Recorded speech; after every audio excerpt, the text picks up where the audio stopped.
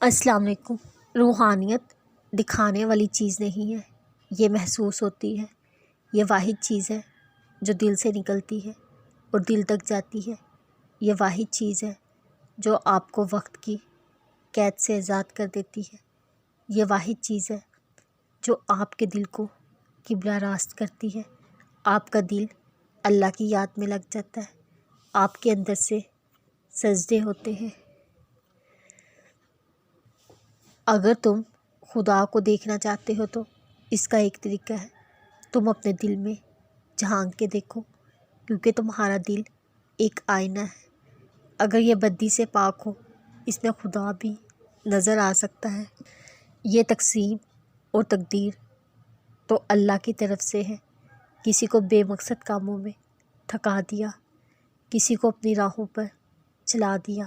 خوش نصیب ہیں وہ جس کے شب و روز رضائے الہی کے کاموں میں گزرے اور جس کی باتوں اور کردار سے اللہ کی یاد آئے، آخرت کی فکر پیدا ہو۔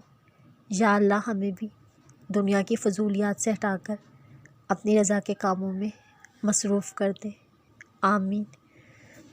اللہ تعالیٰ ہی حقیقی بادشاہ ہے، کوئی اور نہیں، کیونکہ دوسرا اگر بادشاہ ہے تو چند لوگوں کا ہے، سب کا نہیں۔ وہ کچھ وقت کے لیے ہے، ہمیشہ کے لیے نہیں، جبکہ اللہ تعالیٰ سب کا بادشاہ ہے، ہمیشہ کے لیے بادشاہ ہے، اور بادشاہی کا مالک بھی وہی ہے۔ اللہ تعالیٰ نے فرمایا، کہہ دے اے اللہ بادشاہی کے مالک، تو جسے چاہے بادشاہی دیتا ہے، جسے چاہے بادشاہی چھین لیتا ہے۔ انسان اپنی کوشش سے ہر بند دروازہ کھول سکتا ہے، لیکن وہ دروازہ جہاں سے خدا کی دنیا شروع ہوتی ہے، اس کا ہینڈل باہر نہیں اندر ہوتا ہے۔